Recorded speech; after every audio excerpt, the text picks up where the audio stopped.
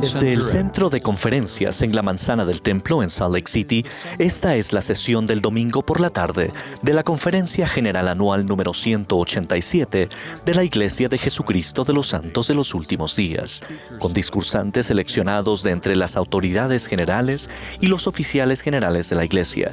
La música para esta sesión está a cargo del Coro del Tabernáculo Mormón.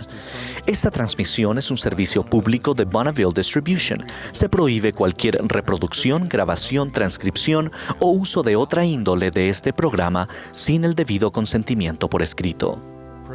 El presidente Dieter F. Uchtdorf, segundo consejero de la primera presidencia de la Iglesia, dirigirá esta sesión.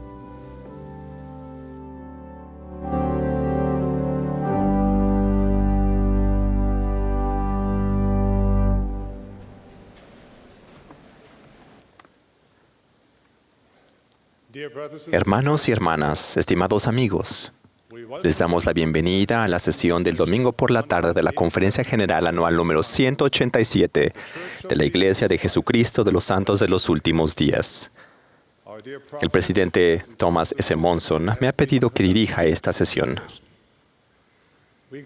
Extendemos nuestro saludo a los miembros de la Iglesia y amigos en todos lados que están participando en estas reuniones por radio, televisión, internet o transmisión satelital.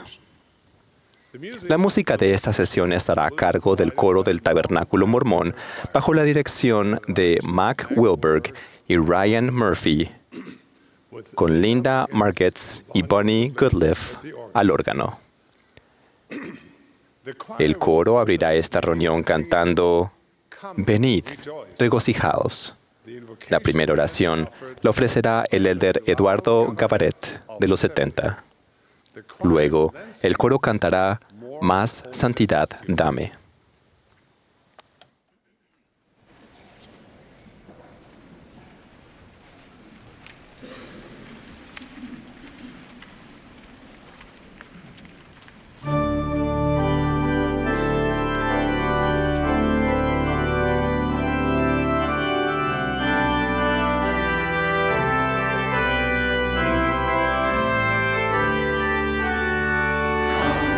Rejoice, the King of glory.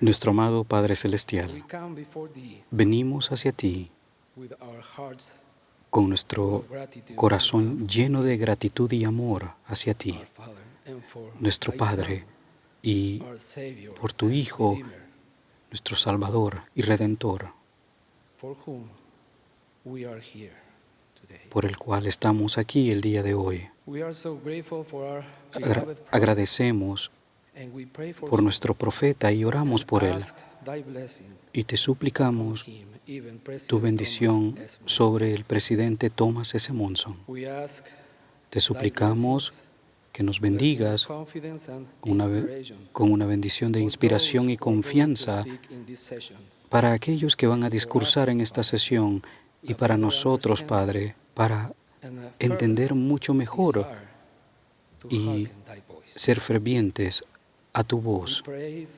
Oramos y rogamos por aquellos que están solos, afligidos, para que podamos encontrarles y consolarlos con palabras de paz, amor y esperanza.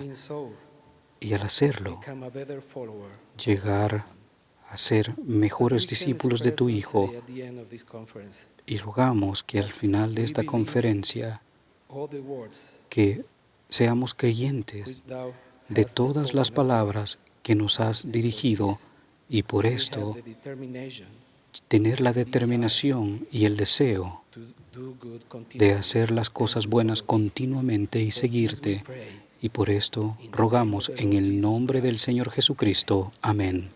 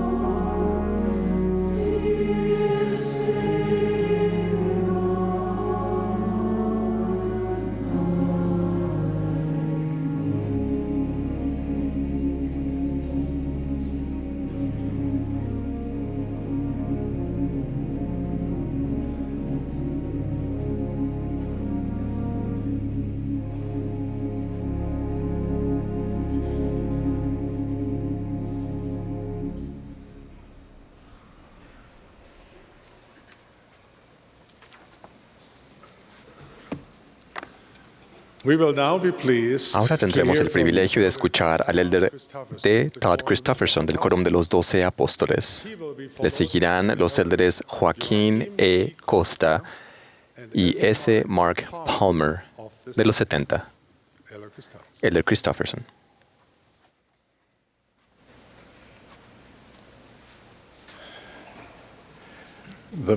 El profeta Ezequiel nació alrededor de 2 décadas antes de que Ley y su familia abandonaran Jerusalén. En 597 a.C., cuando tenía 25 años, Ezequiel fue uno de los muchos que fueron llevados cautivos a Babilonia por Nabucodonosor, y hasta donde sabemos pasó allí el resto de su vida. Pertenecía al linaje sacerdotal arónico y a la edad de 30 años llegó a ser un profeta. Al llamar a Ezequiel, Jehová utilizó la metáfora de un atalaya. Y cuando el atalaya vea venir la espada sobre la tierra y toque la trompeta y avise al pueblo, cualquiera que oiga el sonido de la trompeta y no se dé por advertido, y al llegar la espada se lo lleva, su sangre será sobre su propia cabeza.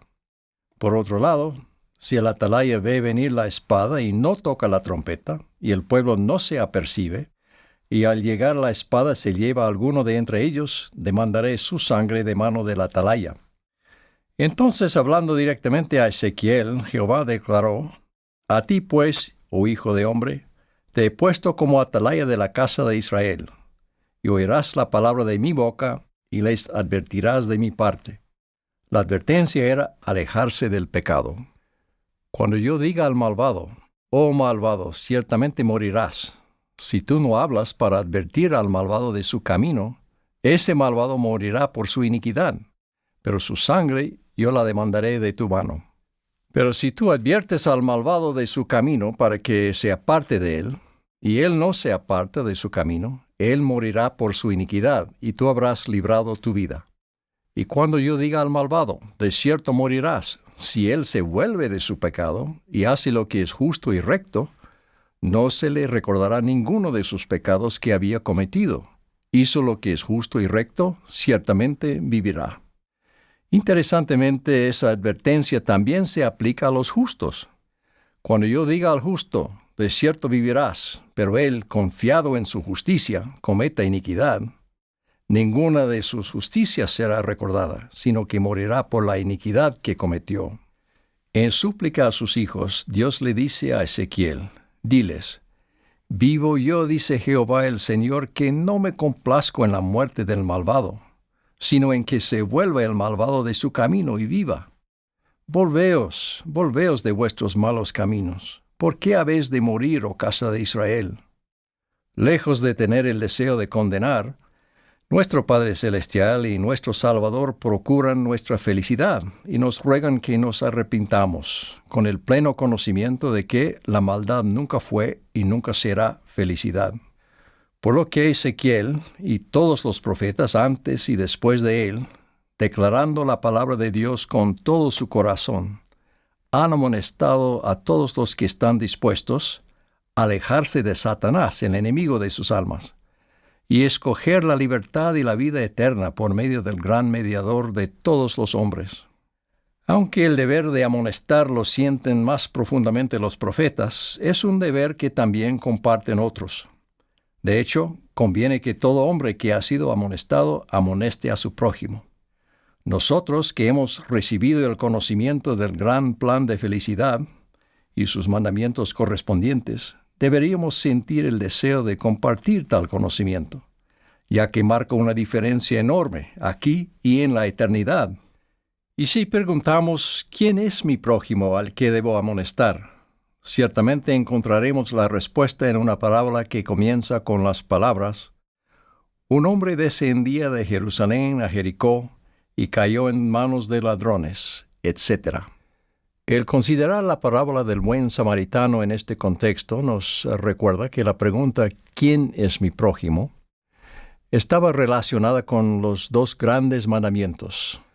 Amarás al Señor tu Dios con todo tu corazón, y con toda tu alma, y con todas tus fuerzas, y con toda tu mente, y a tu prójimo como a ti mismo. La motivación para elevar la voz de amonestación es el amor. El amor a Dios y a los semejantes. Amonestar es preocuparse. El Señor instruye que debe hacerse con mansedumbre y humildad, y por persuasión, por longanimidad, benignidad y por amor sincero. Puede ser urgente, como cuando advertimos a un niño que no ponga la mano en el fuego. Debe expresarse con claridad y a veces con firmeza. En ocasiones, la amonestación puede adquirir la forma de una reprimenda, cuando lo induzca el Espíritu Santo, pero siempre está fundada en el amor. Sin duda, el amor impulsa a los padres a amonestar a su prójimo más cercano, sus propios hijos. Esto significa enseñar y testificar de las verdades del Evangelio. Significa enseñar a los hijos la doctrina de Cristo, la fe, el arrepentimiento, el bautismo y el don del Espíritu Santo. El Señor les recuerda a los padres: yo os he mandado criar a vuestros hijos en la luz y la verdad. Un elemento fundamental del deber de los padres en cuanto a amonestar es señalar no solo las consecuencias desmoralizadoras del pecado, sino también el gozo de rendir obediencia a los mandamientos. Recuerden las palabras de Enós acerca de qué lo llevó a buscar a Dios, recibir la remisión de sus pecados y convertirse. He aquí salí a cazar bestias en los bosques, y las palabras que frecuentemente había oído a mi padre hablar en cuanto a la vida eterna y el gozo de los santos penetraron mi corazón profundamente. Y mi alma tuvo hambre, y me arrodillé ante mi Hacedor, y clamé a Él con potente oración y súplica. Debido a su incomparable amor y preocupación por los demás y la felicidad de ellos, Jesús no dudó en amonestarlos. Al inicio de su ministerio, comenzó Jesús a predicar y a decir: arrepentíos, porque el reino de los cielos se ha acercado. Por causa de que Él sabe que no cualquier camino conduce al cielo, dio el mandamiento: entrad por la puerta estrecha, porque ancha es la puerta y espacioso el camino que lleva a la perdición, y muchos son los que entran por ella, porque estrecha es la puerta y angosto el camino que lleva a la vida, y pocos son los que la hallan. En cuanto a los escribas, fariseos y saduceos, Jesús fue inflexible en condenar su hipocresía. Sus amonestaciones y mandamientos eran directos. ¡Ay de vosotros, escribas y fariseos hipócritas!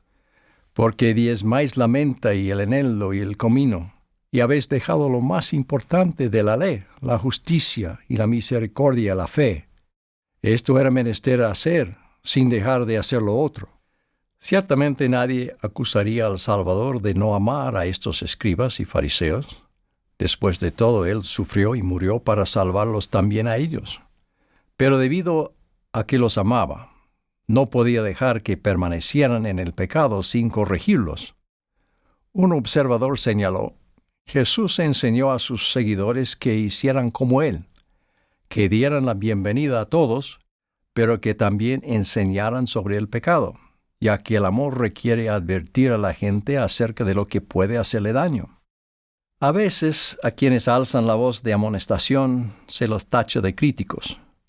Paradójicamente, sin embargo, aquellos que sostienen que la verdad es relativa y que las normas morales son una cuestión de preferencia personal, son a menudo los mismos que critican con más dureza a las personas que no aceptan la norma actual de pensamiento correcto.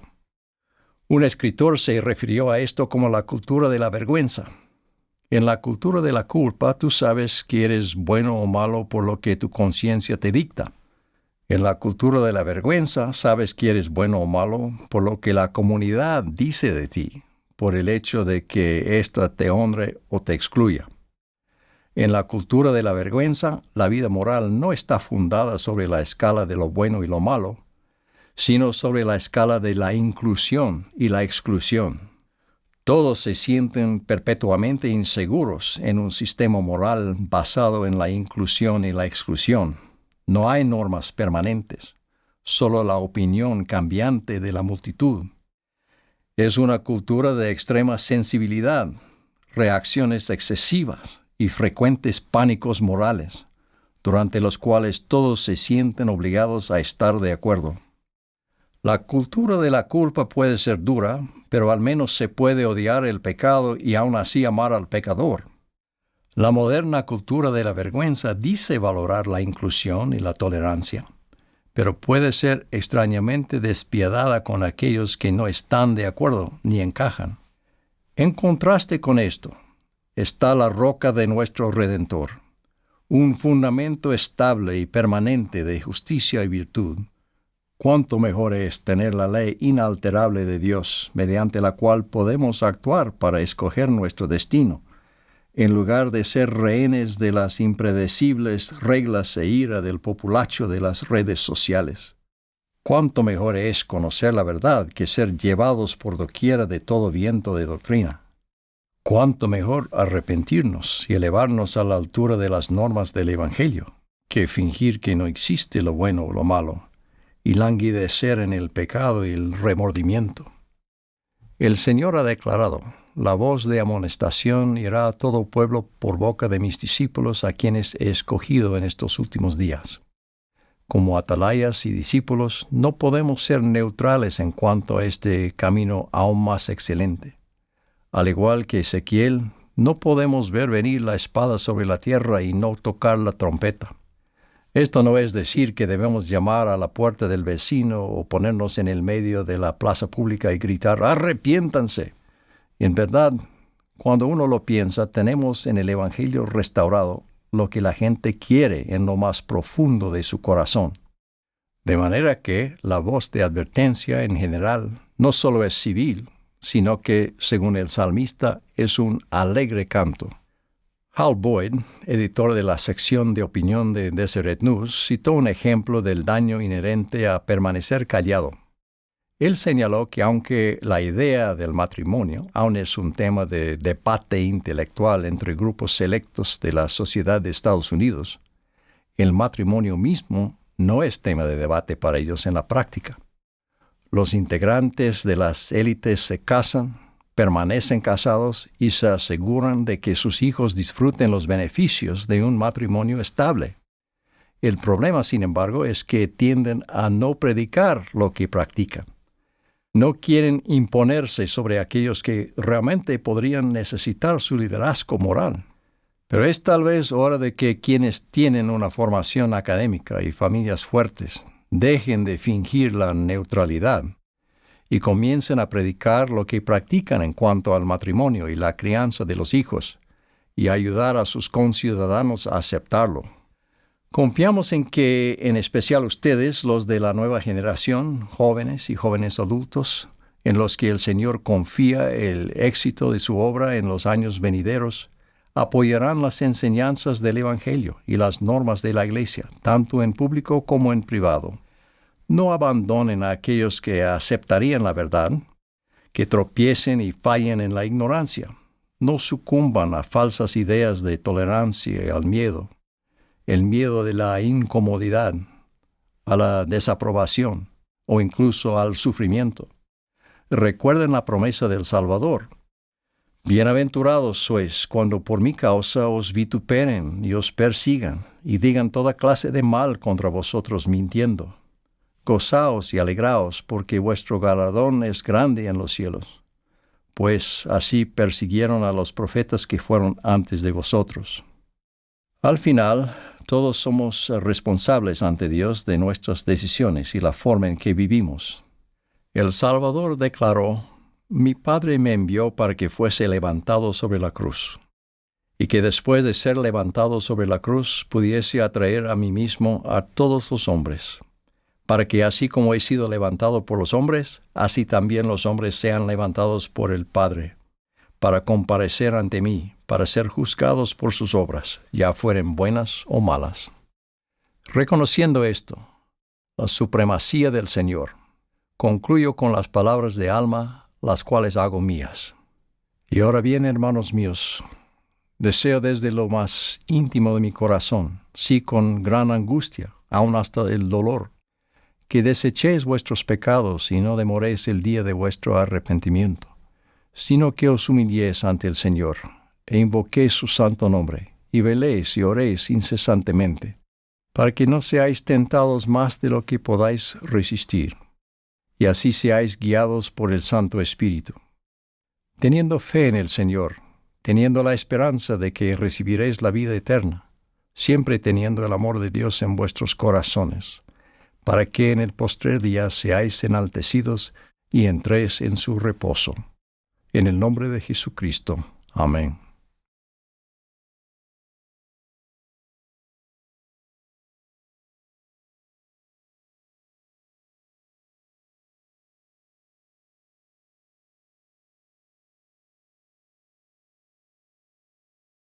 Un viernes por la tarde, el 16 de septiembre de 1988, en la capilla del barrio de Vicente López, en Buenos Aires, Argentina, fui bautizado miembro de la Iglesia de Jesucristo, de los Santos de los Últimos Días. Me bautizó Alin Spanaus, un muy buen amigo. Me sentí feliz, más liviano, ansioso por aprender más. Quiero compartir algunas lecciones que aprendí en mi camino hacia la conversión. Lecciones que espero sean de ayuda para aquellos que están escuchando y que no son miembros de la Iglesia. Ruego que el Espíritu toque sus corazones como tocó el mío. Primero, reunirse con los misioneros. ¿Por qué una persona sin grandes desafíos, necesidades o preguntas se interesaría en reunirse con los misioneros y escuchar sus lecciones? Bueno, en mi caso fue por amor.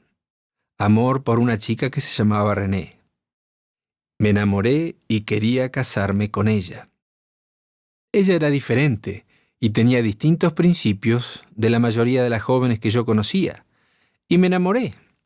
Le pedí que se casara conmigo y me dijo que no. Estaba muy confundido. Para mí, yo era un buen candidato. Era un joven de 24 años, buen mozo, tenía un título universitario y un excelente trabajo. Ella habló de sus metas, de que solo se casaría con alguien que la llevara al templo, que quería tener una familia eterna, y rechazó mi oferta. Yo quería continuar con esa relación, por lo que accedí a escuchar a los misioneros. ¿Es esta una buena razón para reunirse con los misioneros? Para mí, sí. Cuando comencé a escuchar a los misioneros, no entendía mucho de lo que decían, y a decir verdad, creo que no les prestaba demasiada atención. Mi corazón estaba cerrado a una nueva religión y solo quería probar que estaban equivocados y ganar tiempo para convencer a René que igual se casara conmigo. Hoy mis hijos han servido y están sirviendo misiones y comprendo todo el sacrificio que estos hombres y mujeres jóvenes hacen para enseñar el Evangelio de Jesucristo. Ojalá hubiese prestado más atención a Elder Richardson, Elder Farrell y Elder Highland, los maravillosos misioneros que me enseñaron. De manera que de mi primera lección les digo, amigo e investigador de la Iglesia, cuando se reúna con los misioneros, por favor, tómelos en serio. Ellos están dando años importantes de su vida solo para usted. Segundo, asistir a la iglesia. La primera vez que asistí a una reunión de la iglesia, escuché muchas palabras nuevas que no tenían sentido para mí. ¿Quiénes eran las abejitas? ¿Qué era el sacerdocio arónico? ¿La sociedad de socorro? Si esta es su primera vez en una reunión de la iglesia y se siente confundido por cosas que no entiende, no se preocupe. Yo también estaba perdido. Pero aún recuerdo las impresiones, los nuevos sentimientos de paz y de gozo que sentí. No lo sabía entonces, pero el Espíritu Santo me estaba susurrando a los oídos y a mi corazón, esto es bueno. Entonces, permítame poner esta lección en una oración. Si no entiende, no se preocupe. Recuerde, los sentimientos vienen de Dios. Tercero, leer el Libro de Mormón. Después de varias reuniones con los misioneros, yo no estaba progresando mucho. Sentía que no había recibido una confirmación de la veracidad del Evangelio. Un día René me preguntó, ¿estás leyendo el Libro de Mormón? Contesté, no. Ya estaba escuchando a los misioneros. ¿No era eso suficiente? Con lágrimas en los ojos, René me aseguró que ella sabía que el Libro de Mormón era verdadero y que si yo quería saber si era verdadero, ¿qué debía hacer? Leerlo y luego preguntar. Leer, meditar en el corazón y preguntar a Dios el Eterno Padre en el nombre de Cristo, con un corazón sincero, con verdadera intención, teniendo fe en Cristo. Nuevamente, para resumir la tercera lección en una oración, cuando reciba estas cosas, el Libro de Mormón, y lo inviten a leerlo y preguntar a Dios si es verdadero, hágalo. Por último, arrepentirse. La última experiencia que quiero compartir es sobre el arrepentimiento. Después de terminar todas las lecciones misionales, aún no sentía que tenía que hacer cambios en mi vida. Fue el elder Cutler, un misionero joven, resuelto, que hablaba poco español, quien vino un día y dijo: Joaquín, leamos juntos Salmo 42 y vamos a incluir el nombre de usted a medida que leamos. Me pareció un poco absurdo, pero hice lo que elder Cutler me pedía y leí en el versículo 1. Y ahora bien, mi hijo, Joaquín, percibo que hay algo más que inquieta tu mente, algo que no puedes comprender. Ah, el libro me hablaba a mí. Seguimos leyendo en el versículo 2. He aquí, hijo mío, Joaquín, te explicaré esto. Y leímos sobre la creación y la caída. Y en el versículo 4, y así vimos que le fue concedido un tiempo a Joaquín para arrepentirse. Continuamos leyendo lentamente, versículo por versículo, hasta llegar a los últimos 3 versículos. Entonces, la fuerza con que el libro me hablaba directamente a mí me impactó, y comencé a llorar mientras leía, y ahora bien, mi hijo Joaquín, quisiera que no dejaras que te perturbaran más estas cosas, y solo deja que te preocupen tus pecados, con esa zozobra que te conducirá al arrepentimiento. Ahora me doy cuenta que yo estaba esperando recibir revelación sin haber antes pagado el precio. Hasta ese momento yo nunca había hablado realmente con Dios, y la idea de hablar con alguien que no estaba presente parecía absurda. Tenía que humillarme, hacer lo que me decían, aun si en mi mente mundana parecía algo sin sentido. Ese día abrí mi corazón al Espíritu, deseé arrepentirme y me quise bautizar. Hasta ese momento yo pensaba que el arrepentimiento era algo negativo, que solo estaba relacionado con el pecado y el error. Pero de repente lo vi bajo una nueva luz, como algo positivo, que despejaba el sendero al crecimiento y a la felicidad. El elder Cutler está aquí hoy y le quiero agradecer por abrirme los ojos. Ese momento en que me humillé y oré para pedir perdón y la realidad de la expiación de Jesucristo por mí se convirtió en parte de mi vida, ha tenido un poderoso impacto en cada decisión que he tomado desde entonces. La última lección, en una sola oración, es: viva la experiencia del arrepentimiento. Nada nos acerca más al Señor Jesucristo que el deseo de cambiar. Mi querido investigador, amigo de la Iglesia, si está escuchando hoy, está muy cerca de encontrar el gozo verdadero. Muy cerca. Quiero invitarlo con toda la energía de mi corazón y desde lo más profundo de mi alma. Bautícese. Es lo mejor que hará en su vida. No solo cambiará su vida, sino también la de sus hijos y sus nietos. El Señor me ha bendecido con una familia. Me casé con René y tenemos 4 hermosos hijos.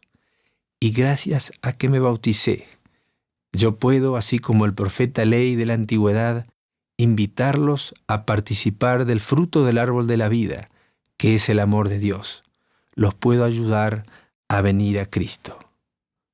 Por favor, tenga en cuenta mis experiencias. Tome a los misioneros en serio. Asista a la iglesia y recuerde las impresiones que vienen del Espíritu. lea el libro Mormón y pregúntele al Señor si es verdadero. Y arrepiéntase y bautícese. Les testifico que si paga el precio de la revelación, si se humilla, lee, ora y se arrepiente, los cielos se abrirán y sabrá, como yo sé, que Jesús es el Cristo. Él es mi Salvador y es su Salvador. En el nombre de Jesucristo. Amén.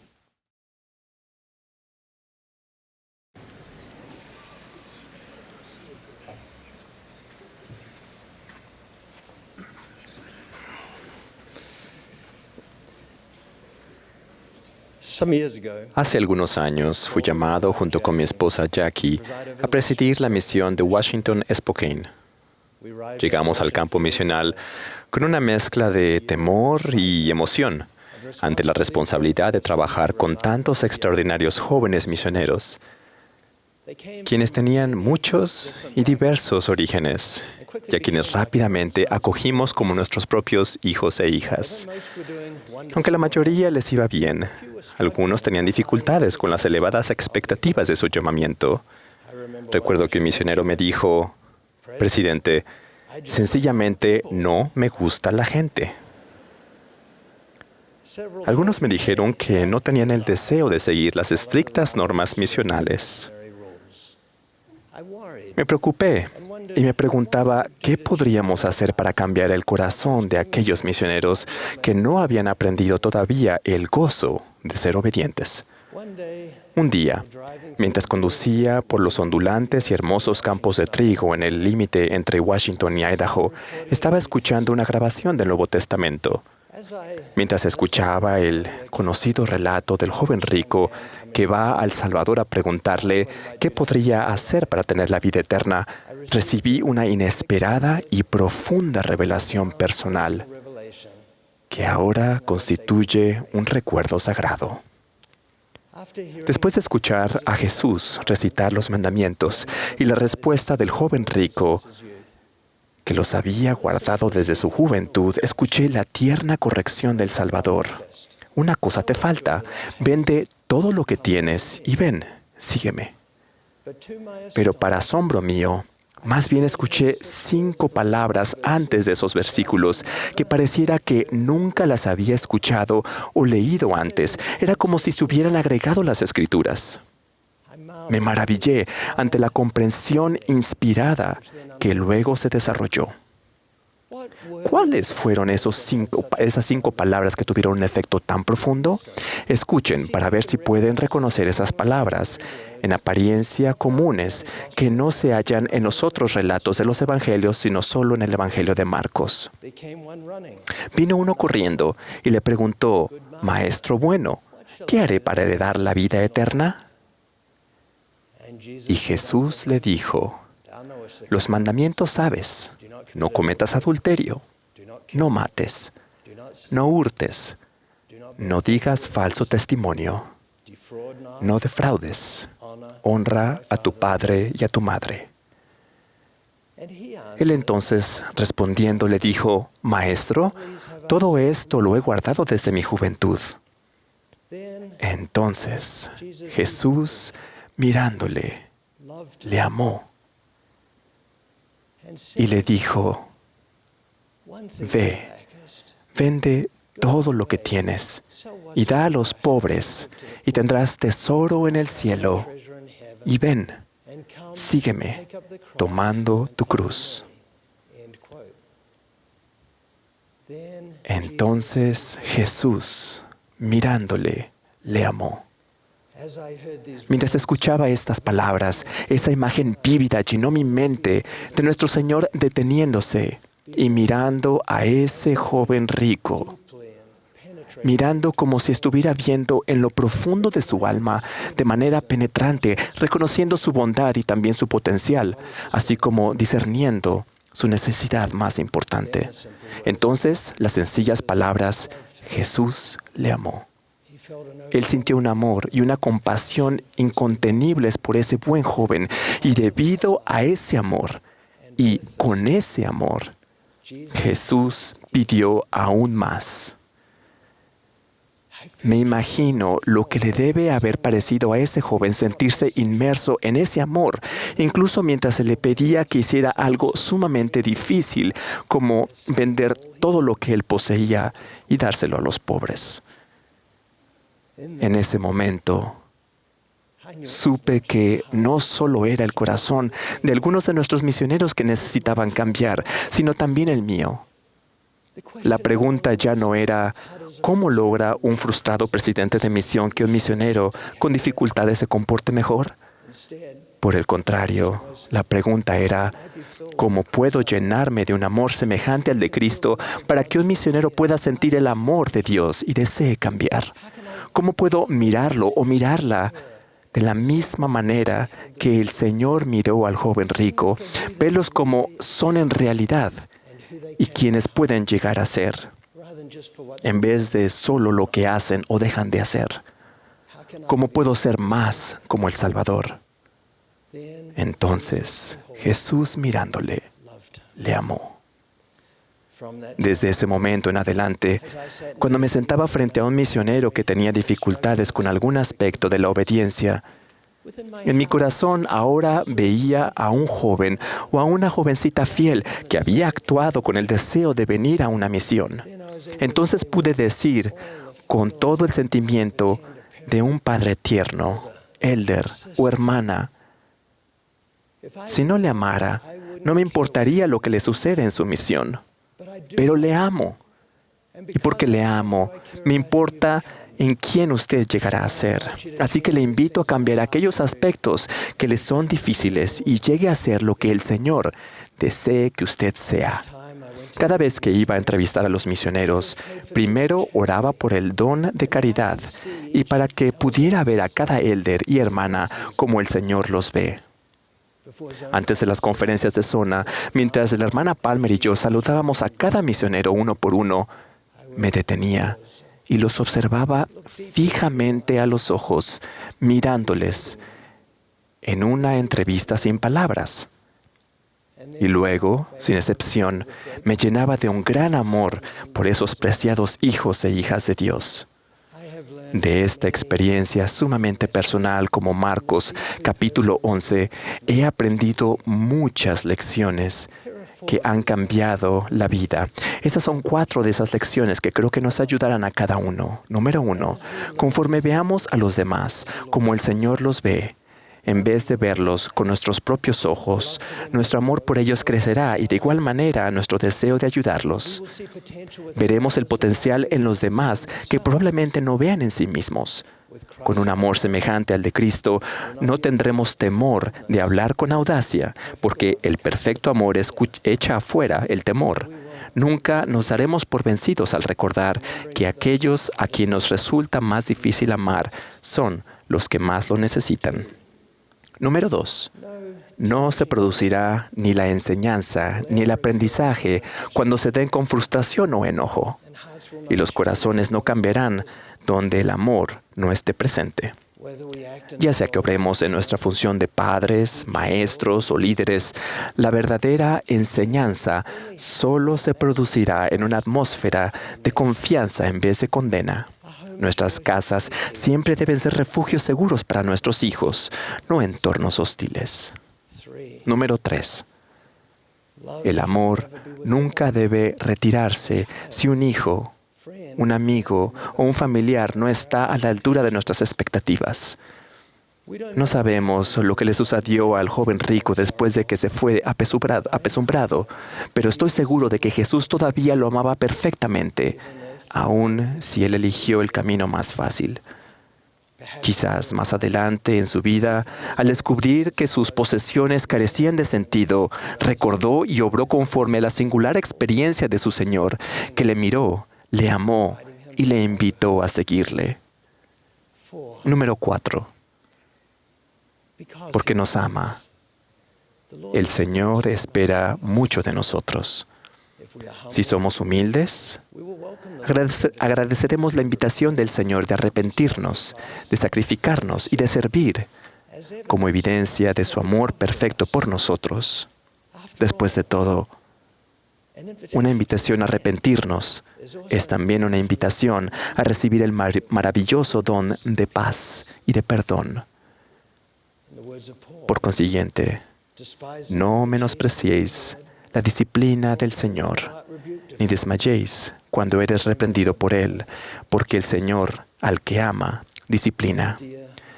Mis hermanos y hermanas, en cualquier momento que se sientan que se les pide hacer algo difícil, dejar un mal hábito o una adicción, dejar de lado las actividades del mundo, sacrificar una actividad preferida porque es el día de reposo, perdonar a alguien que ha sido injusto con ustedes. Piensen en el Señor, que les mira, que les ama y les invita a que abandonen aquello y les sigan a Él.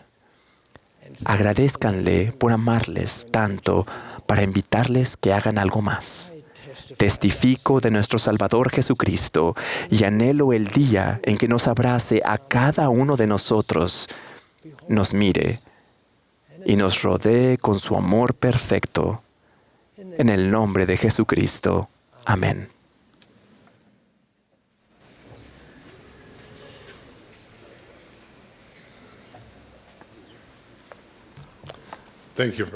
Gracias, hermanos. Ahora la congregación se unirá al coro para cantar La barra de hierro. Después del himno, tendremos el privilegio de escuchar al elder Gary E. Stevenson, del Quórum de los 12 Apóstoles.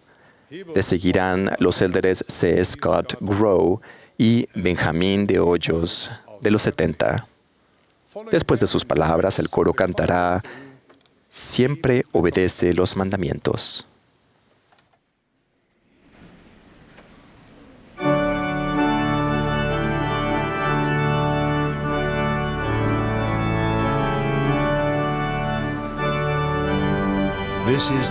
Esta es la Conferencia General Anual número 187 de la Iglesia de Jesucristo de los Santos de los Últimos Días.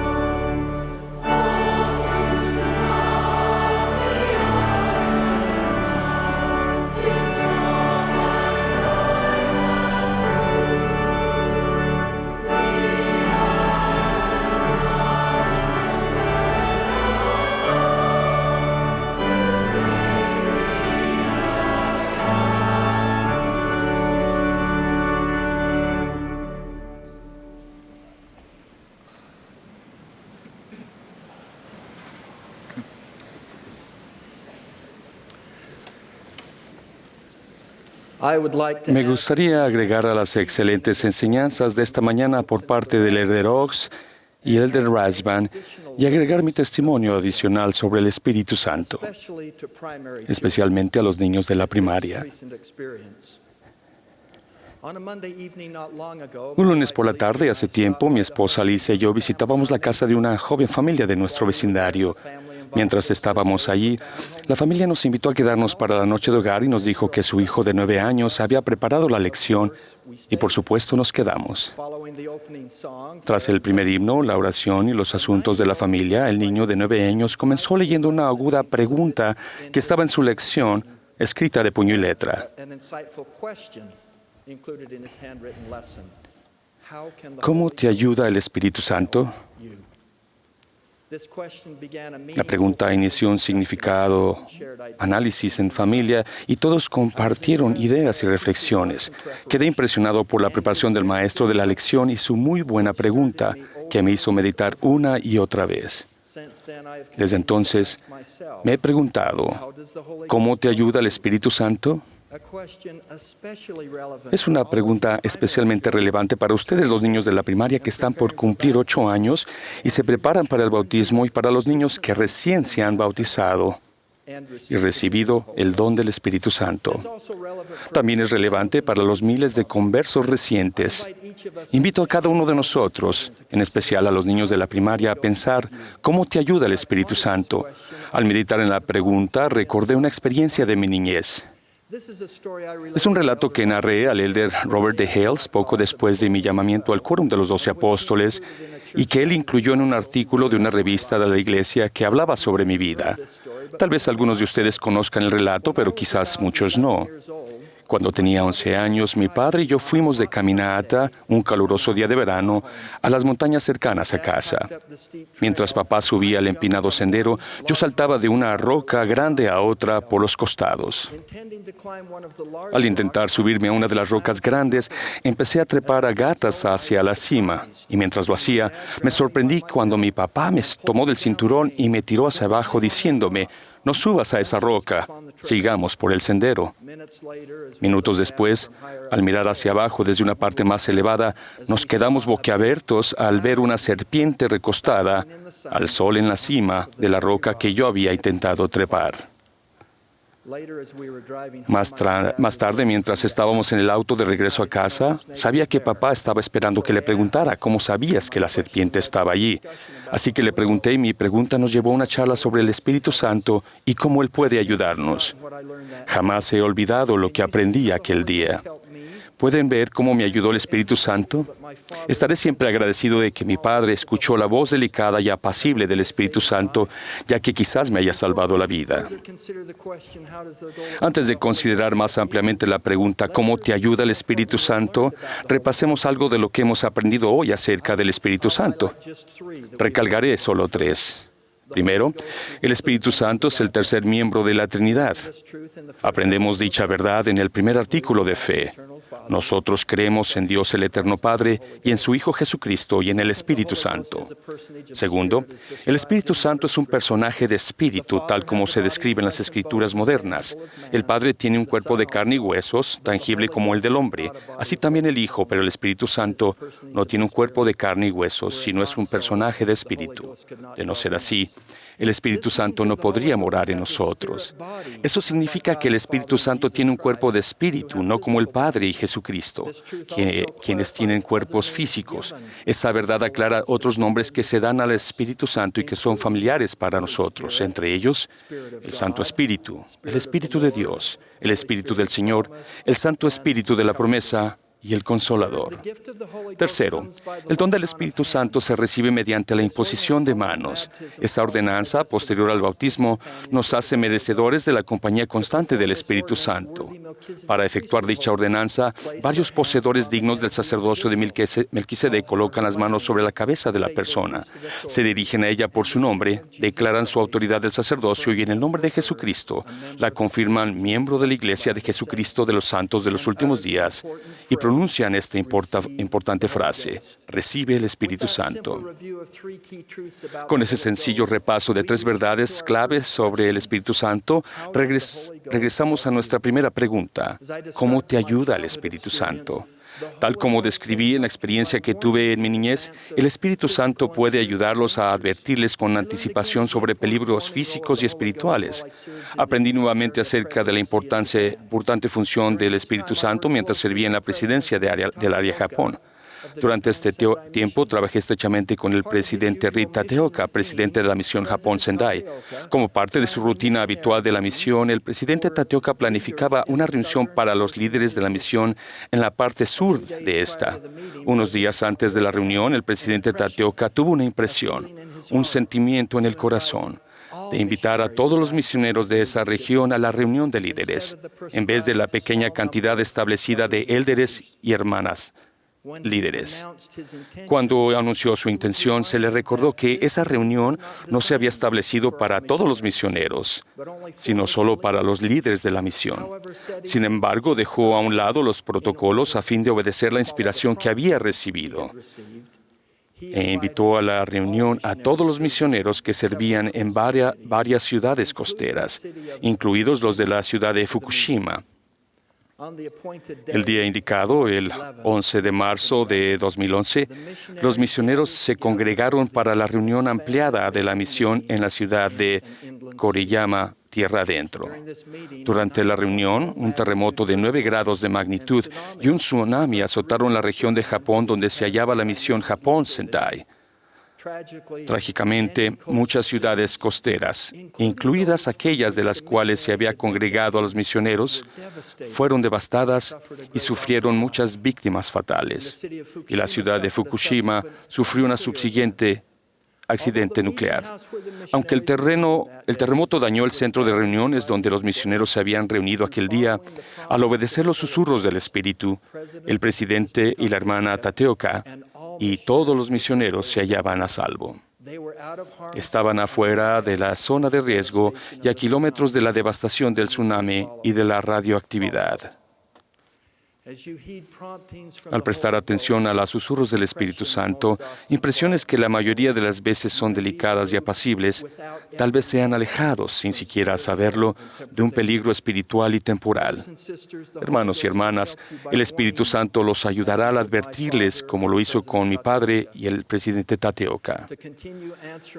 Para continuar contestando la pregunta, ¿cómo te ayuda el Espíritu Santo?, analicemos ahora su función como el Consolador.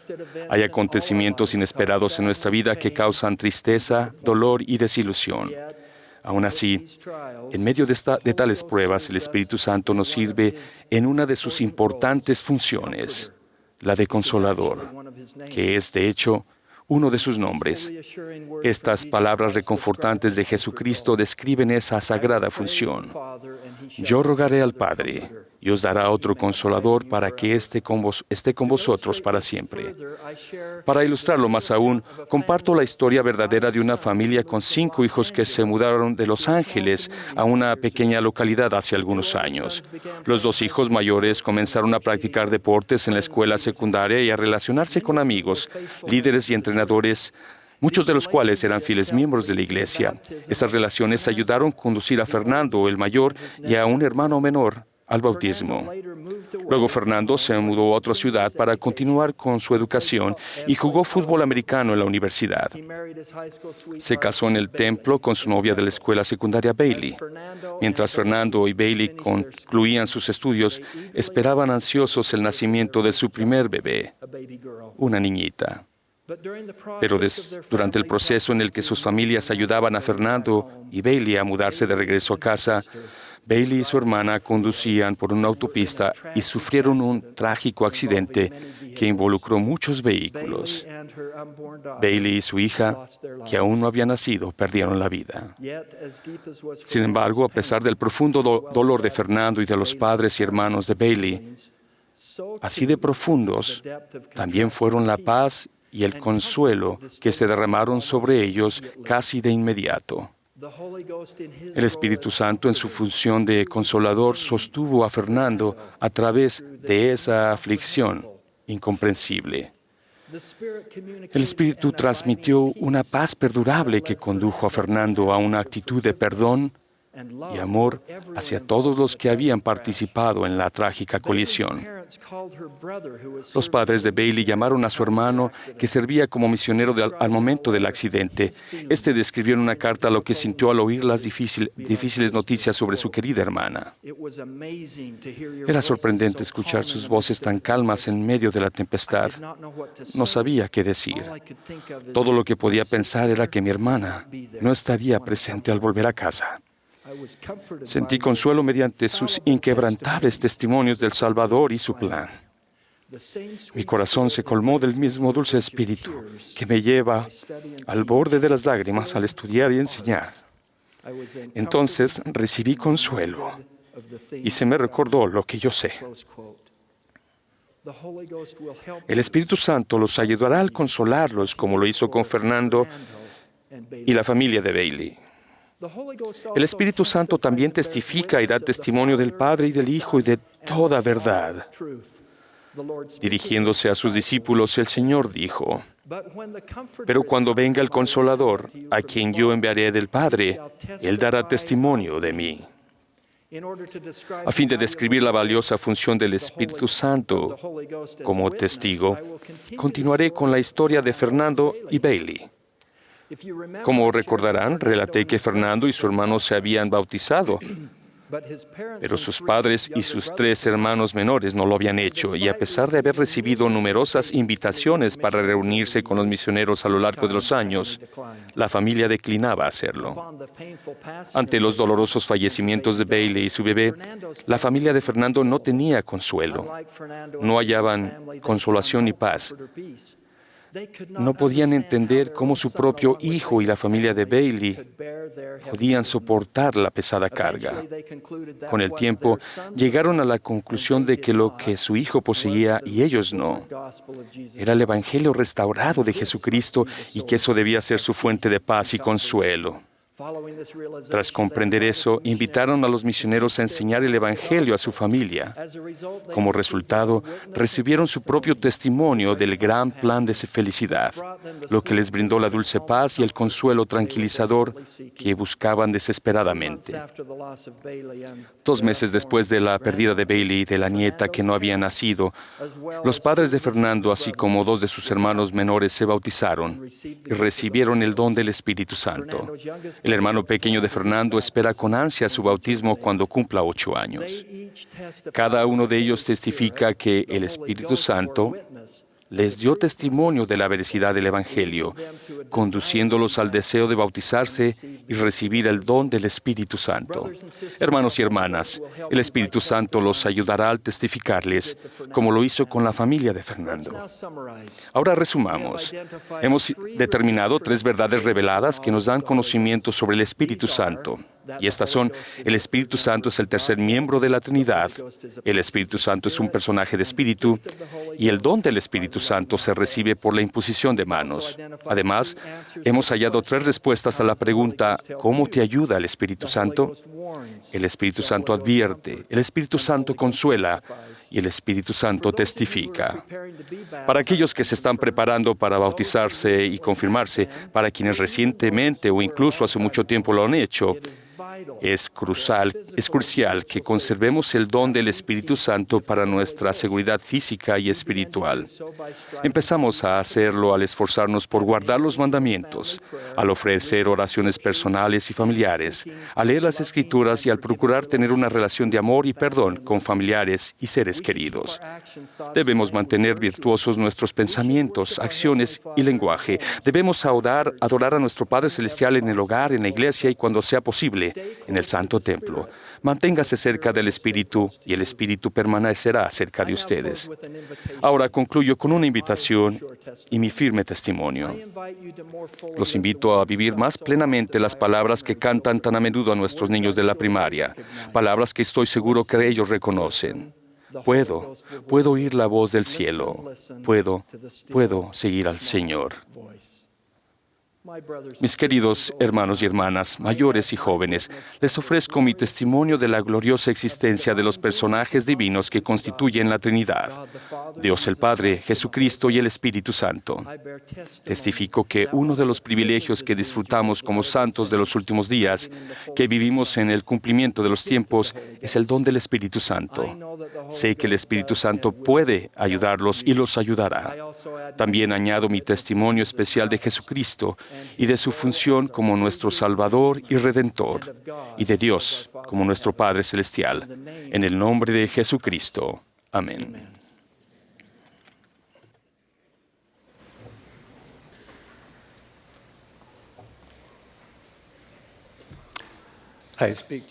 Me dirijo a ustedes, la nueva generación, los jóvenes y jóvenes adultos, solteros o casados, quienes son los futuros líderes de esta iglesia.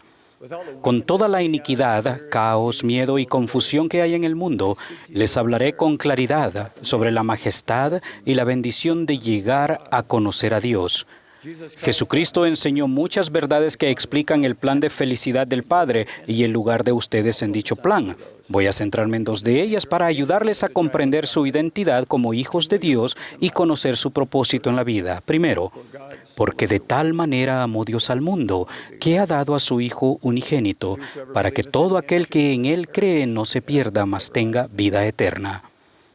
Segundo, y esta es la vida eterna, que te conozcan a ti, el único Dios verdadero, y a Jesucristo, a quien has enviado. Tengan en mente estas verdades que enseñan el porqué mientras trato de describir cómo podemos llegar a conocer a Dios todos nosotros. Mis jóvenes amigos, podemos comenzar a conocer a Dios mediante la oración. El 7 de abril de 1829, Oliver Cowdery comenzó sus labores como escriba de José Smith, quien tenía 23 años. Eran jóvenes, tal como ustedes. Oliver pidió una confirmación de Dios en cuanto a la restauración y su obra en ella. Al igual, como respuesta, recibió la siguiente revelación. He aquí, tú sabes que me has preguntado y yo te iluminé la mente. Sí, te las digo para que sepas que no hay quien conozca tus pensamientos y las intenciones de tu corazón, sino Dios. De cierto te digo, si deseas más testimonio, piensa en la noche en que imploraste en tu corazón. ¿No hablé paz a tu mente? ¿Qué mayor testimonio puedes tener que de Dios? Cuando oran con fe, sienten el amor de Dios a medida que su espíritu les habla a su alma. A pesar de lo solo o inseguros que puedan sentirse, no lo están. Dios los conoce personalmente. Al orar, llegarán a conocerle a Él. Al estudiar las Escrituras, no solamente aprenden del Salvador, sino que llegan a conocerle. En abril de 1985, el elder Bruce R. McConkie tomó la palabra en la conferencia general 13 días antes de morir. Concluyó con este testimonio. Soy uno de sus testigos, y en un día cercano palparé las marcas de los clavos en sus manos y en sus pies, y bañaré sus pies con mis lágrimas. Pero en ese momento mi conocimiento no será más firme de lo que actualmente es, de que Él es el Hijo Todopoderoso de Dios, que es nuestro Salvador y Redentor, y que la salvación se logra por su sangre expiatoria y mediante ella y por ningún otro medio. Aquellos que escuchamos al elder McConkie hablar ese día nunca lo hemos olvidado. Al comenzar su discurso, reveló la razón por la que su testimonio era tan poderoso. Dijo, para hablar de estas cosas maravillosas, usaré mis propias palabras, aunque quizás crean que son de las Escrituras. Es cierto que otros las pronunciaron antes, pero ahora son mías, pues el Santo Espíritu de Dios me ha testificado que son verdaderas, y ahora es como si el Señor me las hubiera revelado a mí en primera instancia. Por tanto, he escuchado su voz y conozco su palabra. Al meditar y estudiar las Escrituras, escucharán la voz de Dios, le conocerán a Él y sus palabras. Dios le revelará sus verdades eternas personalmente. Estas doctrinas y principios llegarán a formar parte de quienes son y vendrán de su alma. En nuestro hogar es importante que se estudien las Escrituras como familia. Deseábamos que nuestros hijos las aprendieran y aprendieran a reconocer la voz del Espíritu. Eso sucedió a medida que estudiábamos el libro de Mormón cada día. Nuestro testimonio se fortalecía al hablar de verdades sagradas. El estudio de las Escrituras se convierte en el canal mediante el cual el Espíritu nos imparte una tutoría individual. A medida que estudien las Escrituras cada día, solos y con su familia, llegarán a reconocer la voz del Espíritu y a conocer a Dios. Además de orar y estudiar las Escrituras, debemos hacer su voluntad. El Salvador es nuestro ejemplo perfecto. Él dijo, porque he descendido del cielo no para hacer mi voluntad, sino la voluntad del que me envió. Cuando el Salvador resucitó, se apareció a los nefitas y dijo, he aquí, soy la luz y la vida del mundo, y he bebido de la amarga copa que el Padre me ha dado, y he glorificado al Padre tomando sobre mí los pecados del mundo, con lo cual me he sometido a la voluntad del Padre en todas las cosas desde el principio. Hacemos la voluntad del Padre al honrar nuestros convenios, guardar los mandamientos, servir a Dios y a nuestros semejantes. Mi esposa y yo tenemos unos padres que son personas normales, tal vez muy parecidos a los de ustedes. Algo que me encanta de nuestros padres es que dedicaron sus vidas a servir a Dios y nos enseñaron a hacer lo mismo. Cuando los padres de Rhonda llevaban 2 años de casados, su padre tenía 23 años y fue llamado a servir en una misión de tiempo completo y dejó a su joven esposa e hija de 2 años. Después su esposa fue llamada a servir con él durante los últimos 7 meses de su misión y dejaron a su hija al cuidado de familiares. Años más tarde y con 4 hijos se mudaron a Missoula, Montana para que su padre pudiera asistir a la universidad.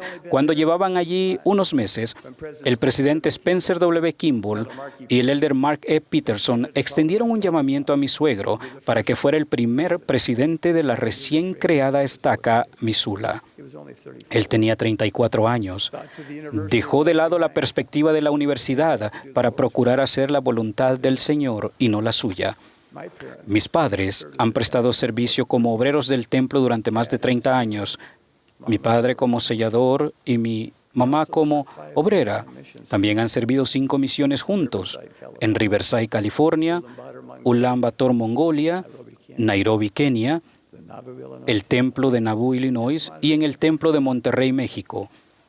En México se esforzaron mucho por aprender un nuevo idioma, lo cual no fue fácil con 80 años. Pero procuraron hacer la voluntad del Señor en vez de satisfacer sus deseos en la vida. Para ellos y todos los santos de los últimos días que sirven por todo el mundo, les repito las palabras que habló el Señor a Nefi. Bienaventurado eres tú por las cosas que has hecho, infatigablemente, porque no te has afanado por tu propia vida, antes bien has procurado mi voluntad y el cumplimiento de mis mandamientos. Conforme procuramos hacer la voluntad de Dios al prestar servicio fielmente a Él y a nuestros semejantes, sentimos su aprobación y llegamos a conocerle. El Salvador nos dice que la mejor manera de conocer a Dios es llegar a ser como Él. Él enseñó, por lo tanto, ¿qué clase de hombres habéis de ser? En verdad os digo, aún como yo soy. La dignidad es esencial para llegar a ser como Él. El Salvador dijo, santificaos, sí, purificad vuestro corazón y limpiad vuestras manos ante mí para que yo os haga limpios. Al comenzar el camino de llegar a ser como Él, nos arrepentimos, recibimos su perdón y Él limpia nuestra alma. Para ayudarnos a medida que progresamos hacia el Padre, Él nos hizo esta promesa. Toda alma que deseche sus pecados y venga a mí, invoque mi nombre, obedezca mi voz y guarde mis mandamientos, verá mi faz y sabrá que yo soy. Mediante nuestra fe en su sacrificio expiatorio, el Salvador nos limpia, sana y nos permite conocerle al llegar a ser como Él. Mormón enseñó, pedid al Padre con toda la energía de vuestros corazones para que lleguéis a ser hijos e hijas de Dios, para que cuando Él aparezca, seamos semejantes a Él. A medida que nos esforzamos por llegar a ser como Dios, Él puede hacer de nosotros mucho más de lo que podríamos hacer nosotros mismos. Para ayudarnos en nuestros esfuerzos, Dios nos ha dado modelos a seguir y tutores. Deseo compartir mis sentimientos acerca de uno de los míos, el elder Neil A. Maxwell. Él procuraba someter su voluntad a la del Padre en su esfuerzo por llegar a ser como Él. Hace más de 20 años compartió sus sentimientos conmigo, justo después de habérsele diagnosticado cáncer. Me dijo: quiero estar en el equipo, a este lado del velo o al otro lado. No quiero quedarme sentado tras la línea de banda. Quiero jugar el partido. Durante las semanas que siguieron, él se sentía renuente a pedir a Dios que le sanara. Deseaba hacer la voluntad de Dios. Su esposa le dijo que el primer clamor de Jesús en el jardín de Getsemaní fue: si es posible, pase de mí esta copa. Solamente después dijo el Salvador: pero no sea como yo quiero, sino como tú. Ella alentó al elder Maxwell a seguir el ejemplo del Salvador y pedir alivio, y después someter su voluntad a la de Dios, y así lo hizo. Tras sufrir al someterse a unos tratamientos extensos y debilitantes durante casi un año, volvió a estar en el partido de manera total y completa, y prestó servicio durante 7 años más. Durante aquellos años que siguieron, tuve varias asignaciones con él. Sentí su bondad, compasión y amor. Observé cómo aumentaba su refinamiento espiritual a través de su sufrimiento continuo y servicio constante, a medida que se esforzaba por llegar a ser como el Salvador. El ejemplo a seguir y tutor supremo que todos tenemos a nuestro alcance es el Señor y Salvador Jesucristo, quien dijo: yo soy el camino y la verdad y la vida. Nadie viene al Padre sino por mí. Ven, sígueme. Mis jóvenes hermanos y hermanas, conocer a Dios es una lucha que dura toda una vida, y esta es la vida eterna, que le conozcamos a Él, el único Dios verdadero, y a Jesucristo, a quien el Padre ha enviado. No hemos de seguir adelante en una causa tan grande. Valor, mis jóvenes amigos, e id adelante, adelante a la victoria. Dios les conoce y los invita a conocerle a Él. Oren al Padre. Estudien las Escrituras, procuren hacer la voluntad de Dios, esfuércense por llegar a ser como el Salvador y sigan a mentores que sean justos. Al hacerlo, llegarán a conocer a Dios y a Jesucristo y heredarán la vida eterna. Esta es mi invitación en calidad de testigo ordenado de ellos que viven, les aman, y lo digo en el nombre de Jesucristo. Amén.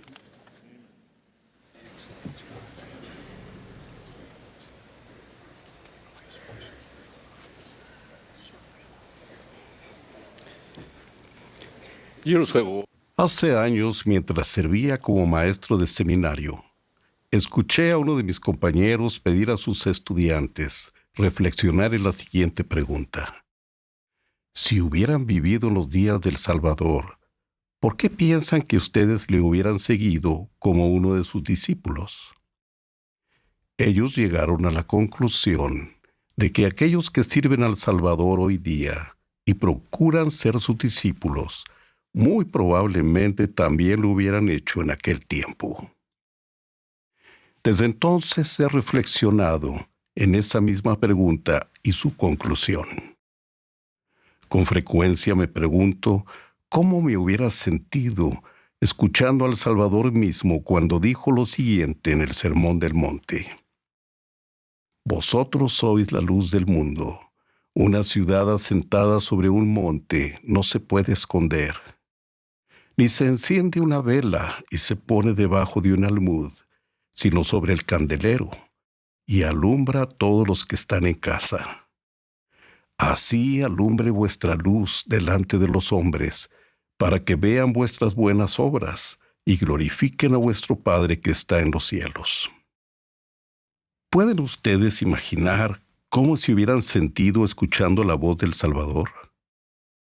De hecho, nosotros no tenemos que imaginarlo, pues para nosotros escuchar la voz del Señor ha llegado a ser una experiencia constante, porque escuchar la voz de sus siervos es lo mismo.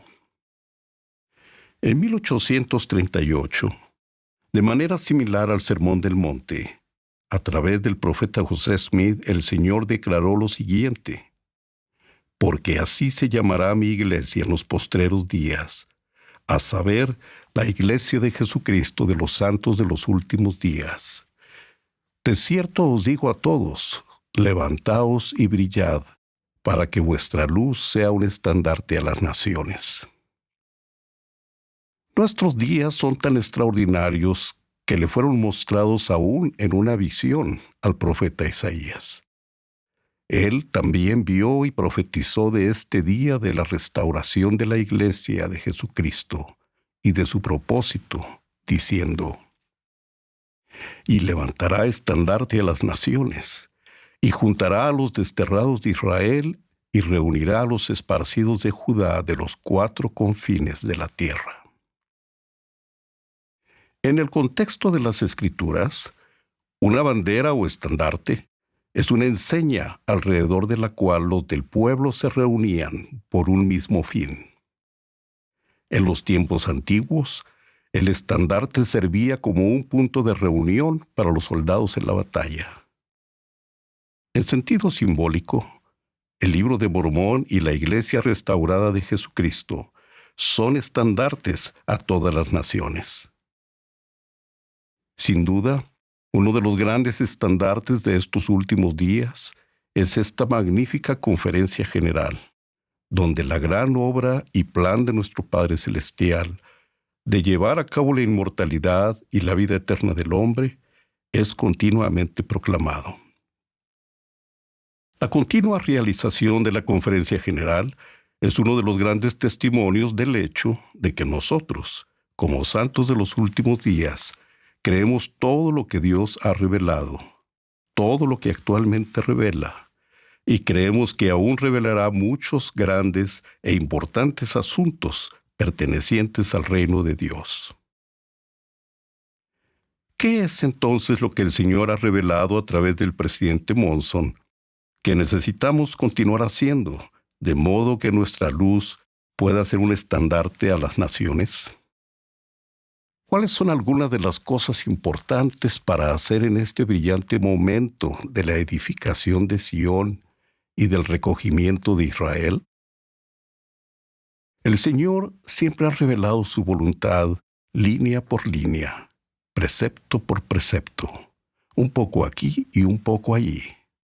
Por tanto, no debería sorprendernos lo que podría parecer las cosas pequeñas, a causa de su sencilla y repetida naturaleza, porque el Señor nos ha aconsejado diciendo: benditos son aquellos que escuchan mis preceptos y prestan atención a mis consejos, porque aprenderán sabiduría, pues a quien reciba le daré más. Testifico que línea por línea, precepto por precepto, un poco aquí y un poco allí, y prestando atención a nuestros líderes, tendremos aceite para nuestras lámparas, lo cual nos permitirá alumbrar a otros como el Salvador nos ha mandado. Mientras que hay muchas cosas que podemos hacer para hacer una luz y un estandarte para otros, me gustaría enfocarme en los siguientes 3. La observancia del día de reposo, apresurar la obra de salvación en ambos lados del velo y enseñar a la manera del Salvador. La luz de la que estamos hablando viene de la devoción que damos a la observancia del día de reposo, tanto en la iglesia como en el hogar. Es la luz que crece al conservarnos sin mancha del mundo. Es la luz que viene de ofrecer nuestros sacramentos en su día santo y de ofrecer nuestras devociones al Altísimo, todo lo cual nos permite siempre tener su Espíritu con nosotros. Es la luz que crece y se hace visible cuando regresamos a casa con ese sentimiento de perdón del que habló el presidente Henry B. Eyring en la pasada conferencia general de octubre, cuando dijo: de todas las bendiciones que podamos contar, la más grande, con mucha diferencia, es el sentimiento de perdón que viene al participar de la Santa Cena. Sentiremos más amor y gratitud por el Salvador, cuyo sacrificio infinito hizo posible que seamos limpiados del pecado. Fin de la cita.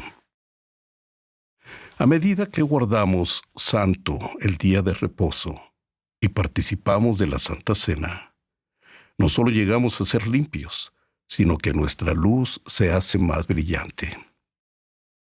Nuestra luz también crece cuando dedicamos y consagramos tiempo para encontrar nombres de nuestros antepasados, cuando llevamos sus nombres al templo y cuando enseñamos a nuestra familia y a otros a hacer lo mismo. Esta sagrada obra del templo e historia familiar que compartimos con los santos en ambos lados del velo está creciendo más que nunca a medida que los templos del Señor se construyen.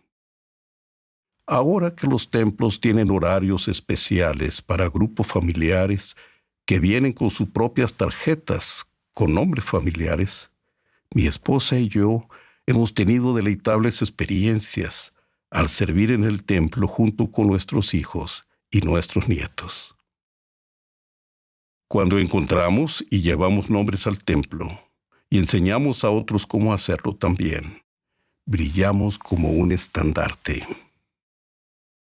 Aprendiendo a enseñar como el Salvador enseñó, es otra manera en que podemos levantarnos y brillar.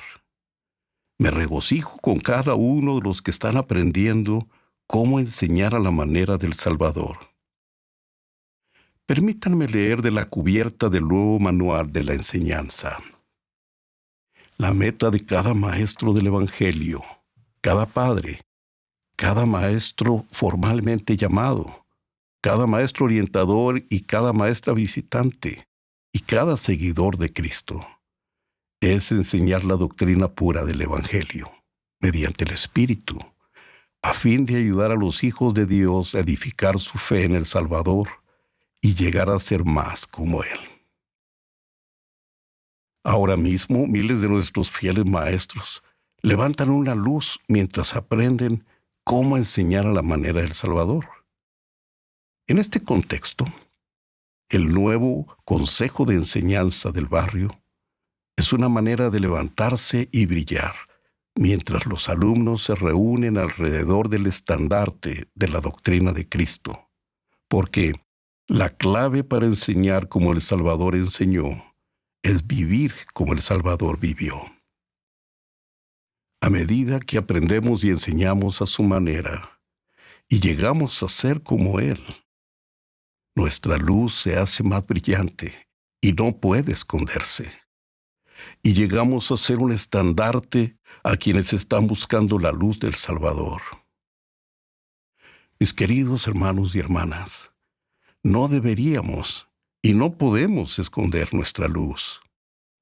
Nuestro Salvador nos ha mandado dejar que nuestra luz brille como una ciudad sobre un monte o como una luz en un candelero.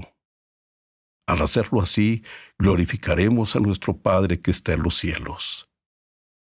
El Evangelio del Salvador y su Iglesia nos dan muchas oportunidades para que nuestra luz sea parte del gran estandarte a las naciones. Testifico que Jesucristo es la luz que debemos reflejar. En el nombre de Jesucristo. Amén.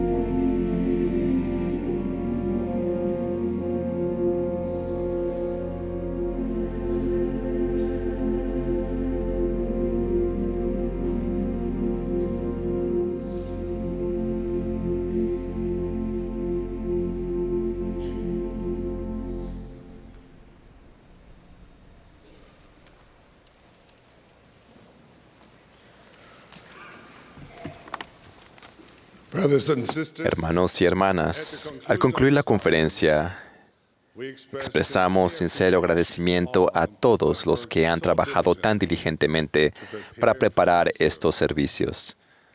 Agradecemos a quienes han hablado y a quienes han proporcionado la música edificante. Agradecemos el espíritu que hemos sentido, la fe que nos une y las bendiciones de tener a un profeta viviente, sí, a nuestro amado presidente Thomas S. Monson. Al concluir esta conferencia, expresamos nuestra gratitud por sus oraciones y servicio y expresamos nuestro amor sincero. Damos nuestra bendición a cada uno de ustedes. El último discursante de esta sesión será el elder Quentin L. Cook, del Quórum de los 12 Apóstoles. Tras sus palabras, el coro cerrará esta conferencia cantando "Que firmes cimientos". La última oración la ofrecerá el elder Marcos A. Aidukaitis, de los 70, y la conferencia entrará en receso.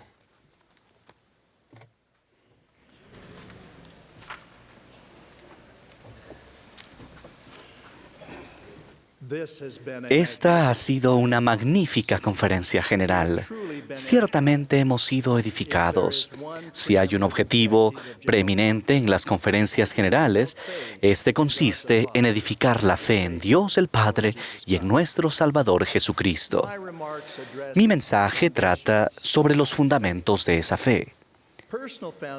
Las bases o los fundamentos de una persona, tal como sucede con otros objetivos dignos, por lo general se construyen lentamente, capa por capa, experiencia por experiencia, un desafío, un fracaso o un éxito a la vez. Una de las experiencias físicas que más atesoramos es cuando un niño da sus primeros pasos. Es algo magnífico de contemplar. La expresión de su rostro, una mezcla de determinación, gozo, sorpresa y logro, indica que se trata de un acontecimiento trascendental. En nuestra familia destacamos un acontecimiento de naturaleza similar. Cuando nuestro hijo menor tenía 4 años, entró en la casa y anunció a la familia con gran regocijo y orgullo: "Ya sé hacer todo. Sé atar, sé conducir y sé subir la cremallera". Entendimos que se refería a que ya podía atarse los zapatos, conducir su triciclo de ruedas grandes y podía cerrar la cremallera de su abrigo. Nos dio risa, pero comprendemos que para él estas cosas eran logros monumentales. Él pensaba que realmente se había convertido en una persona adulta. El desarrollo físico, mental y espiritual de una persona tienen mucho en común. El desarrollo físico es bastante fácil de percibir. Comenzamos con pequeños pasos de bebé y progresamos día tras día, año tras año, creciendo y desarrollándonos hasta alcanzar nuestra estatura física definitiva. Cuando vemos la actuación de un gran atleta o de un músico virtuoso, usualmente decimos que esa persona es muy talentosa, lo cual suele ser cierto, pero su actuación es producto de muchos años de preparación y práctica. Un autor muy conocido, Malcolm Gladwell, lo ha denominado la regla de las 10.000 horas. Los investigadores han determinado que es necesario practicar esa cantidad de tiempo en los deportes, la música, el mundo académico, las profesiones especializadas, la medicina, el derecho, etc. Uno de esos expertos afirma que se requieren 10.000 horas de práctica para alcanzar el nivel de maestría que permite otorgar reconocimiento mundial como experto en cualquier campo. La mayoría de las personas entienden que tal preparación y práctica es esencial para alcanzar un entendimiento óptimo en lo físico y lo mental. Lamentablemente, en un mundo cada vez más secular, se pone menos énfasis en la cantidad de preparación espiritual necesaria para llegar a ser más como Cristo y para establecer los fundamentos que conducen a una fe duradera. Nosotros tendemos a realzar los momentos sublimes en los que hemos recibido entendimiento espiritual. Esas son ocasiones preciadas en las que sabemos que el Espíritu Santo nos ha confirmado verdades espirituales especiales al corazón y a la mente. Nos regocijamos en esas ocasiones y no debemos restarles importancia de ninguna manera, pero para tener una fe duradera y la compañía constante del Espíritu, no hay nada que reemplace el desarrollo religioso personal, el cual es comparable al desarrollo físico y mental. Debemos edificar sobre esas experiencias que a veces se asemejan a los pasos iniciales de un bebé. Eso lo logramos al comprometernos consagradamente a asistir a las sagradas reuniones sacramentales, a estudiar las Escrituras, a orar y a servir según se nos haya llamado. En una esquela fúnebre reciente acerca de un padre de 13 hijos, se informaba que su lealtad hacia la oración diaria y el estudio de las Escrituras influyeron profundamente en sus hijos, otorgándoles un fundamento inquebrantable de fe en el Señor Jesucristo. Tuve una experiencia a los 15 años que fue fundamental para mí. Mi fiel madre se había esforzado valientemente por ayudarme a establecer los fundamentos de fe en mi vida. Yo asistía a las reuniones sacramentales, la primaria, los hombres jóvenes y seminario. Había leído el Libro de Mormón y siempre había orado personalmente. Por entonces, pasamos por una experiencia intensa como familia cuando mi hermano mayor estaba considerando la posibilidad de servir en una misión. Mi maravilloso padre, que era un miembro menos activo de la iglesia, quería que él prosiguiera con sus estudios y no sirviera en una misión. Ese asunto se convirtió en un tema de contención. En una memorable conversación que tuvimos con mi hermano, que era 5 años mayor que yo y que dirigió esa conversación, concluimos que la decisión de servir en una misión dependía de 3 asuntos. 1. ¿Era Jesús un ser divino? 2. ¿Era verdadero el Libro de Mormón? 3. ¿Era José Smith el profeta de la restauración? Esa noche, al orar sinceramente, el Espíritu me confirmó la veracidad de las 3 preguntas. Llegué también a entender que casi todas las decisiones que tomaría el resto de mi vida se basarían en las respuestas a esas 3 preguntas. En particular, comprendí que la fe en el Señor Jesucristo era esencial. Al mirar atrás, reconozco que gracias a mi madre principalmente, conté con los fundamentos en mi vida para recibir una confirmación espiritual aquella noche. Mi hermano, que ya tenía un testimonio, tomó la decisión de servir en una misión y finalmente obtuvo el apoyo de nuestro Padre. La guía espiritual se recibe cuando se necesita, en el tiempo del Señor y de acuerdo con su voluntad. El Libro de Mormón, otro testamento de Jesucristo, es un ejemplo excelente.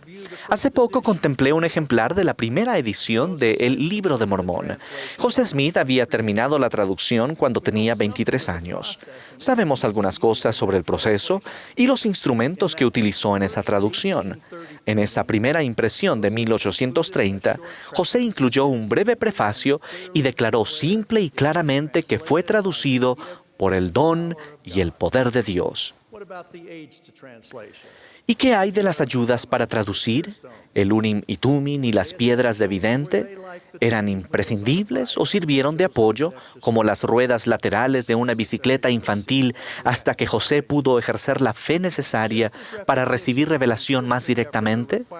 Tal como la repetición y el esfuerzo constante son necesarios para aumentar la capacidad física o mental, lo mismo ocurre con los asuntos espirituales. Recuerden que el profeta José recibió 4 veces al mismo visitante Moroni, quien traía esencialmente el mismo mensaje como preparación para recibir las planchas. Creo que la participación semanal en las sagradas reuniones sacramentales tiene implicaciones espirituales que no entendemos plenamente.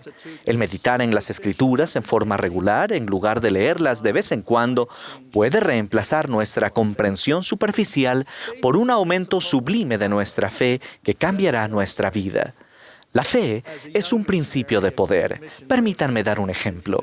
Cuando era un joven misionero, un gran presidente de misión me guió para estudiar a fondo el relato de las Escrituras que se encuentra en Lucas 8, acerca de la mujer que padecía de flujo de sangre desde hacía 12 años y había gastado en médicos todo lo que tenía sin que pudiera curarla.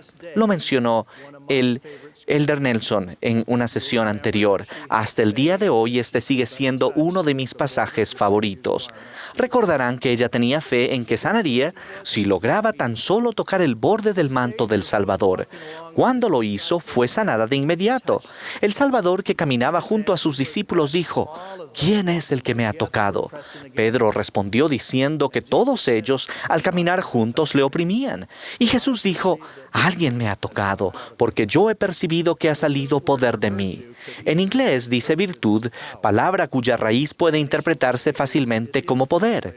En español y portugués se tradujo como poder. Sin embargo, el Salvador no había visto a la mujer. Él no se había centrado en su necesidad, mas la fe de ella fue tal que con solo tocar el borde del manto hizo uso del poder sanador del Hijo de Dios. Y el Salvador le dijo: hija, tu fe te ha sanado, ve en paz. He meditado en ese relato durante toda mi vida de adulto. Me doy cuenta de que las oraciones y súplicas personales a nuestro amoroso Padre Celestial, hechas en el nombre de Jesucristo, pueden traer bendiciones a nuestras vidas más allá de lo que podamos comprender. Los fundamentos de fe, de la clase de fe que demostró esta mujer, deben constituir el gran deseo de nuestros corazones. Por otra parte, los fundamentos iniciales de fe, incluso acompañados de confirmación espiritual, no significan que no enfrentaremos desafíos. La conversión al Evangelio no implica que todos nuestros problemas se solucionarán.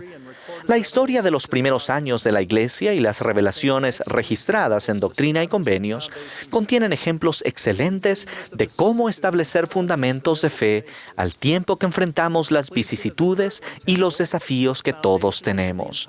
La construcción del templo de Kirtland fue un acontecimiento fundamental para toda la Iglesia.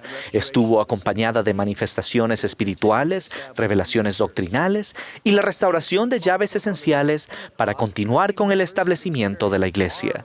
Al igual que los apóstoles de la antigüedad en el día de Pentecostés, muchos miembros tuvieron maravillosas experiencias espirituales en relación con la dedicación del templo de Kirtland. Pero al igual que ocurre en nuestras vidas, eso no significó que ellos no iban a enfrentar desafíos y adversidades al seguir adelante. Esos primeros miembros no sabían que enfrentarían una crisis financiera de los Estados Unidos, el pánico de 1837, que pondría a prueba sus almas mismas. Un ejemplo de los desafíos que se derivaron de esa crisis financiera lo vivió el Elder Parley P. Pratt, uno de los grandes líderes de la restauración. Él era miembro original del Quórum de los 12 Apóstoles. A comienzos de 1837, su amada esposa Thankful falleció mientras daba a luz a su primer hijo. Parley y Thankful habían estado casados casi 10 años y el fallecimiento de ella lo dejó desolado. Pocos meses después, el Elder Pratt se encontraba en una de las circunstancias más difíciles que la Iglesia había experimentado. En plena crisis nacional, los problemas financieros locales, entre ellos la especulación con los terrenos y las dificultades de una institución financiera fundada por José Smith y otros miembros de la Iglesia, generaron discordia y contención en Kirtland. Los líderes no siempre tomaron decisiones financieras prudentes en sus vidas. Parley sufrió considerables pérdidas económicas y por un tiempo se resintió con el profeta José. Le escribió duras críticas a José y se expresó en su contra desde el púlpito. Mientras tanto, Parley decía que continuaba creyendo en el Libro de Mormón y en Doctrina y Convenios. El Elder Pratt había perdido a su esposa, sus tierras y su casa. Sin informarle a José, Parley se marchó a Missouri. Inesperadamente se encontró por el camino con los apóstoles Thomas B. Marsh y David Patton, quienes regresaban a Kirtland. Ellos sentían la gran necesidad de restaurar la armonía en el quórum y persuadieron a Parley a que regresara con ellos. Él llegó a comprender que nadie había perdido más que José Smith y su familia.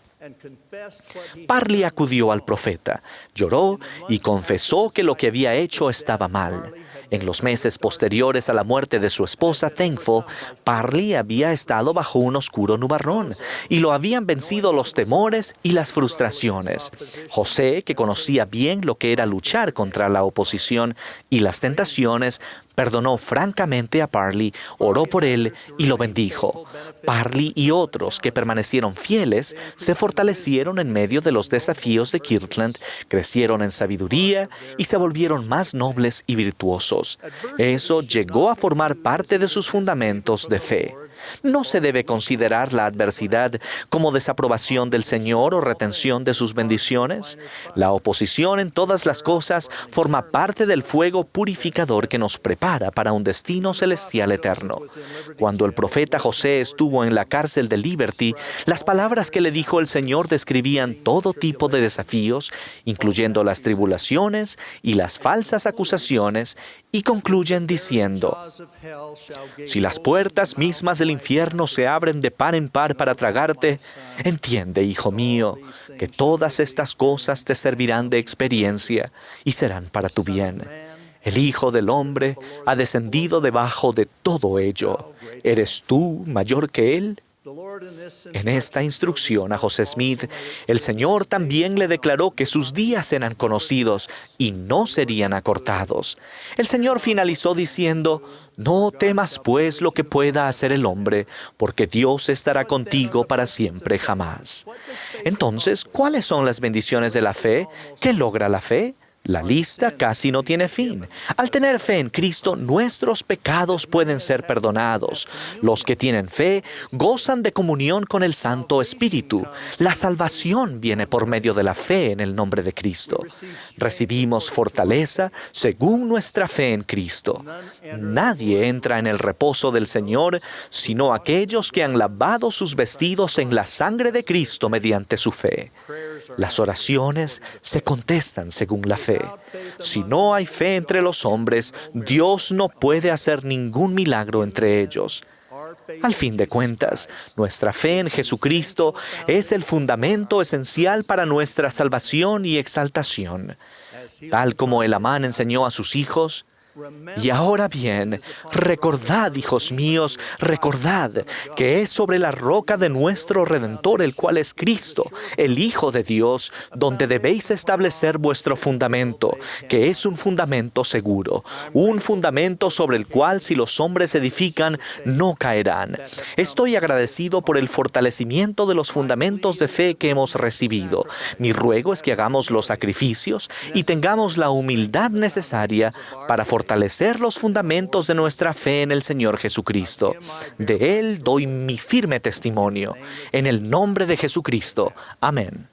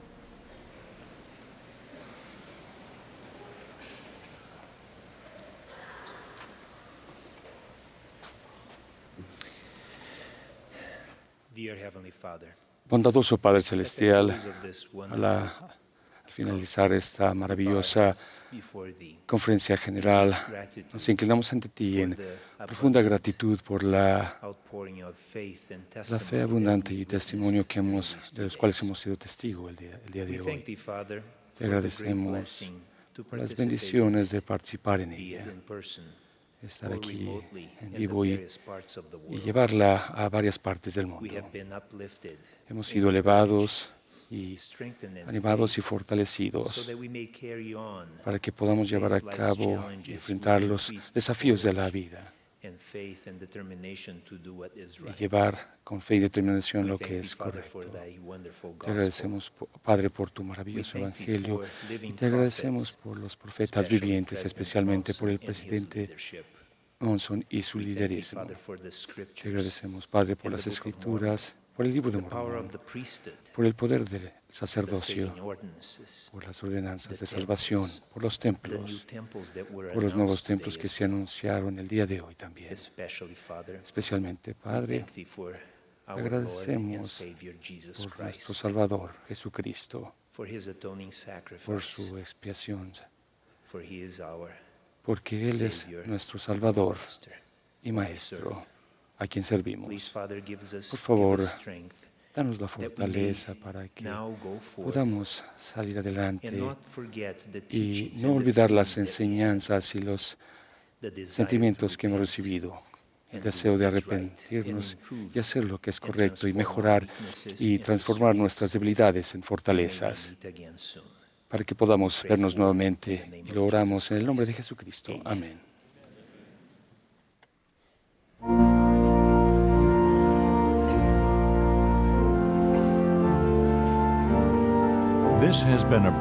Esta ha sido la transmisión de la Conferencia General Anual número 187 de la Iglesia de Jesucristo de los Santos de los Últimos Días. Los discursantes fueron seleccionados de entre las autoridades generales y los oficiales generales de la Iglesia. La música estuvo a cargo del coro del Tabernáculo Mormón. Esta transmisión es un servicio de Bonneville Distribution. Se prohíbe cualquier reproducción, grabación, transcripción o uso de otra índole de este programa sin el debido consentimiento por escrito.